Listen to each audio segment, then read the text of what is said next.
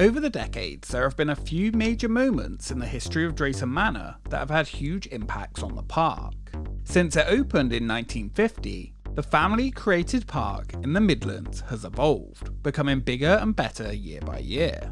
What began with the first major addition of a £27,000 chairlift in 1964 continued well into the 1990s, when the small family-run park added the UK's first stand-up roller coaster. Shockwave, only at Drayton Manor.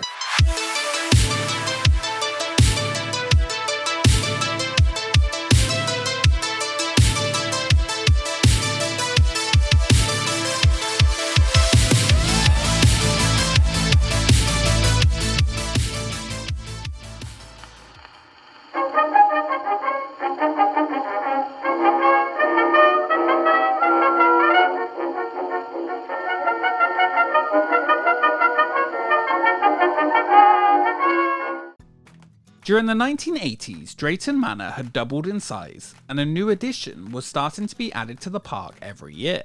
These investments were mostly off-the-shelf portable attractions that were not unique, but the park offered a fun day out for the whole family. Drayton Manor was a relatively small, yet fun park. Fun, at Drayton Manor Park, it's here for you.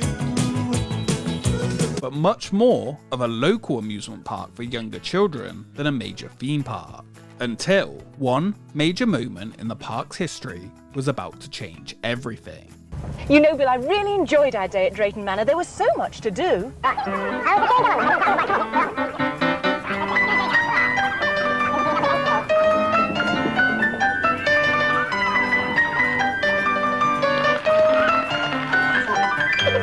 Drayton knew they needed something big, something different and bold to grow.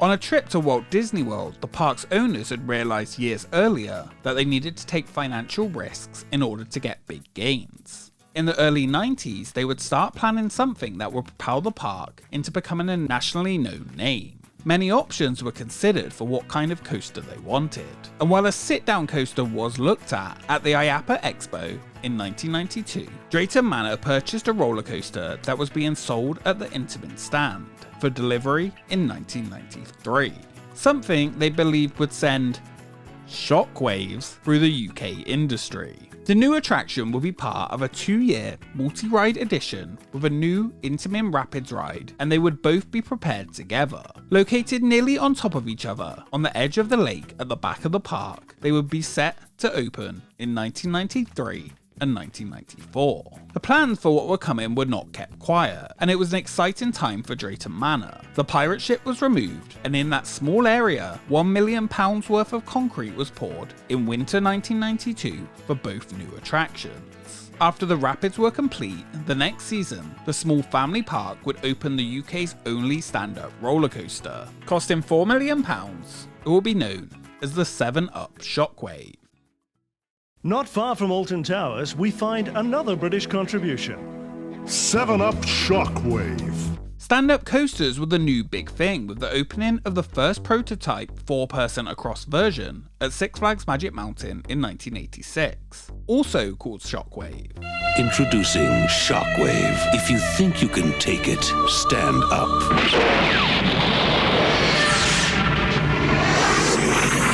The name Shockwave was not the only inspiration that Drayton Manor would take from Magic Mountain. Nobody in the UK would know.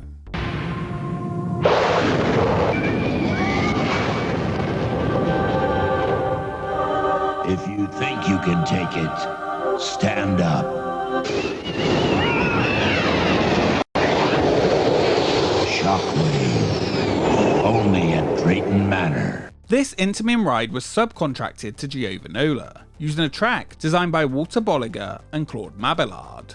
A 4-seater cross coaster was basically unheard of at the time in the UK, so that uniqueness was factored into the decision to bring it to the country.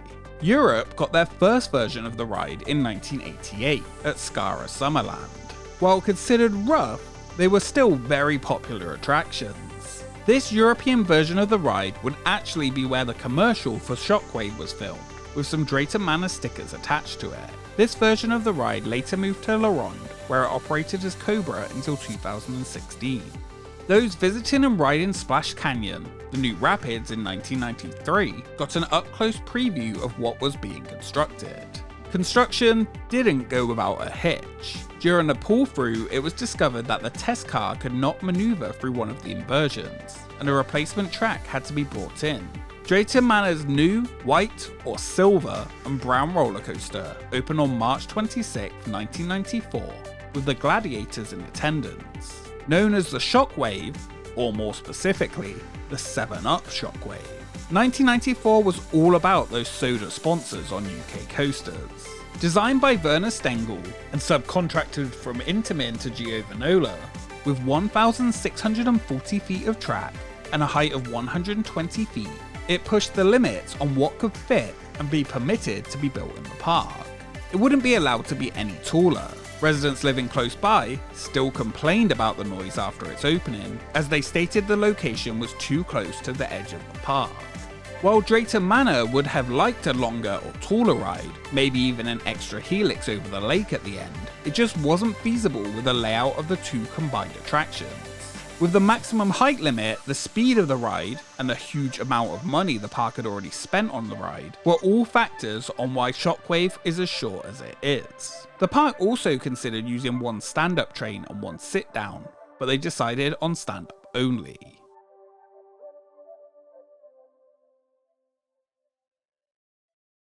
Both Splash Canyon and the 7-Up Shockwave were located in the Action Park section and was themed by British company Space Leisure, a design and consultancy firm to theme parks that formed in 1984.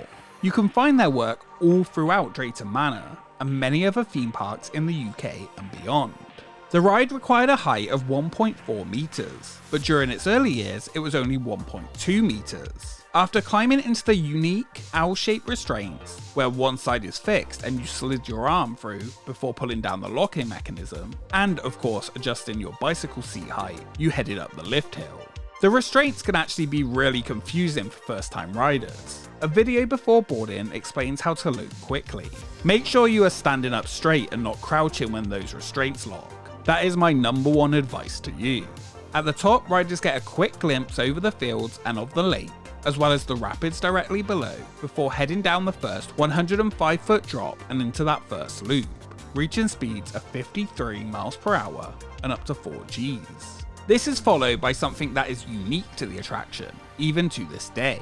The only stand-up roller coaster in the world with a 0G roll, or as they then promoted it, a heartline spiral, or my personal favourite, the rifle barrel twist. Did you know it's the first stand-up roller coaster in the UK, and it's the only roller coaster of its kind with a backwards somersault loop, unique rifle barrel spiral, and double corkscrew turn?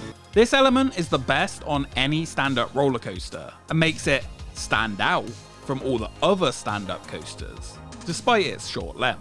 It can get very intense. After the 0G roll, it's followed by a double corkscrew before heading back into the station. The reception to the coaster is often mixed. Many have a love or hate relationship with Shockwave. Common complaints are about the roughness of the stand-up system or the length of the track. For others though, it was the new experience they were looking for. While only 1 minute 36 seconds long, this new coaster packed a punch and brought something unique to the UK roller coaster scene, becoming a must-see attraction at Drayton Manor. People were now coming from all over to experience this new ride. Personally, I don't find it that rough, and I love the weird and unique ride it gives. During some coaster events, they would even let riders ride it standing backwards in the early days. An experience I would wait a long time to try today.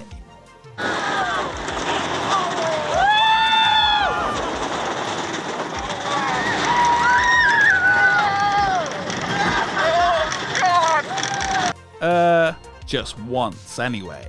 It would be a huge addition to the UK theme park market. The biggest roller coaster in the whole country, making other offerings available like the Corkscrew, Missile, Tower of Terror, or Vampire look tame in comparison. Or, well, it should have been. From deepest space 1 million years ago, Nemesis, meaning the ultimate enemy, buried itself on a desolate planet. 1 million years on, it has awoken to discover it is somewhere between Stoke and Uttoxeter and about to face its ultimate enemy, the Sunreader day trip. My job is to get inside the minds of our visitors and try to work out what is going to entertain and thrill them. The problem was Alton Towers and Blackpool Pleasure Beach had plans of their own, that unlike Drayton, they are kept under wraps. 1994 will become known as the year of the roller coaster in the UK. Shockwave would be somewhat overshadowed by not one, but two other attractions. Less than an hour north from the park at Alton Towers, something special would open just before Shockwave. A brand new inverted roller coaster only found at a couple of locations in the US. Nemesis. Even further north, at Blackpool Pleasure Beach, the country's tallest roller coaster would open, the Aerodynamics Pepsi Max Big One. Despite the competition increasing sharply the very same year, Drayton Manor's new attraction was a huge hit for the park, and stood highly among the other two incredible coasters from 1994, helping push the park towards becoming one of the top theme parks in the UK.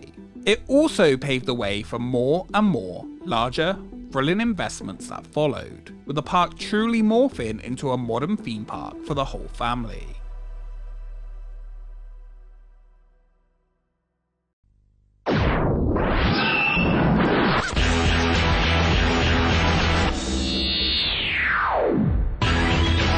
Europe's only stand-up roller coaster. Shockwave at Drayton Manor. Shockwave towered over the lake in the park with its loose Wild West style theme in the early years. The 7-Up Shockwave, later called the N-Power Shockwave, eventually was just renamed to just Shockwave. The track was painted to light blue in early 2004 along with the station. The trains were repainted to red and blue in 2011. The ride had come a long way from the 7-Up look of the early years. Today, only the blue runs on the track. One thing I would love to see if it stays around is a refresh of that indoor queue. While colour changes have come and gone, the core experience of Shockwave remained a staple at the park ever since opening. Didn't we have a lovely time the day we went to Drayton? The park and the zoo with so much to do, and all the rides are so much fun. The pirates were great, and so was the lake, and we all enjoyed Splash Canyon. And up in the sky, we let out a cry on the 7-Up Shockwave ride. Drayton Manor has had a rocky few years recently, with its future looking uncertain. But with the purchase of the park by the Lupins Group, the park's future is once again looking bright. Just like the newly repainted Shockwave station. It is very bright, and it looks amazing. Shockwave would gain a new lease of life. On Friday, July 30th, 2021, the park opened its brand new land, Adventure Cove. The whole area surrounding the coaster was transformed into a nautical themed zone, suitable for the whole family to enjoy. With new rides like the Wave Swinger, play areas called Tidal Towers, and reimagined favourites, along with tons of fresh paint and updated theming. With rides such as Stormforce 10, Shockwave, the reimagined Adventure Cove's River Rapids, along with these new ride additions, it turns the old action park section into one of the best lands and full family experiences at any UK park. In 2004, 10 years after the ride opened, the managing director of Drayton Manor was asked would there be anything he would change about Shockwave. His answer was that we should have had a Nemesis-style inverted coaster and not a stand-up. At the time it was ordered, stand-up was the best thing on the market. Now 10 years later, they were one of the rarest. This, I disagree with. For such a small park, Shockwave was the perfect fit to make it stand out, rather than another invert. We already have people constantly comparing the two inverts we have, we don't need a third. This ride helped Drayton Manor move towards the park it is today. Without it, the park would be a very different place. The fact that a small, relatively unknown park installed a £4 million, one-of-its-kind roller coaster cannot be understated. In the eyes of the majority, it may not have been as successful as the other coasters of '94, but it is a ride that has offered something unique in the UK now for over 27 years, and something the park should be proud of. You may have heard that Shockwave is rough, and for some it will be. However, I encourage you to visit Drayton Manor and ride it for yourself while you can. If you have been on it, head back out there and get in that front row and ride it again. As for me, it's actually one of my favourite coasters in the UK, and the best stand-up coaster I have ever been on. There is nothing like those free-feeling restraints and standing up on a roller coaster. It is unlikely the theme park will ever build a roller coaster of this size ever again, and it will be a sad day whenever it is removed or converted, if it ever is. As Drayton Manor once again continues to evolve, there has been no better time to visit the park for those looking for family fun. Who doesn't love riding a Thomas the Tank Engine ride, followed directly by the only stand-up zero-G roller coaster? Choo choo. The future of Drayton Manor is once again very promising.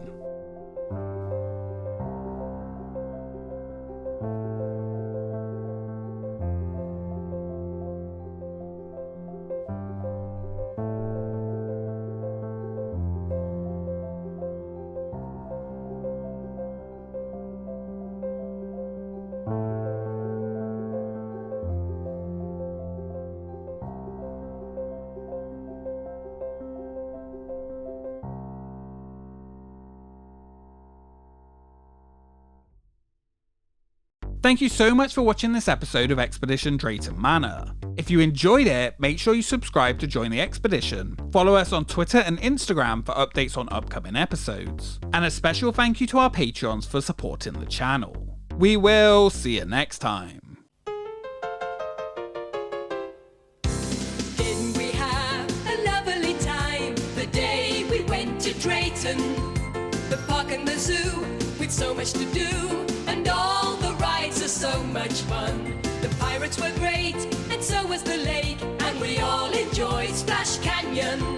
And up in the sky we let out a cry on the 7-Up Shockwave.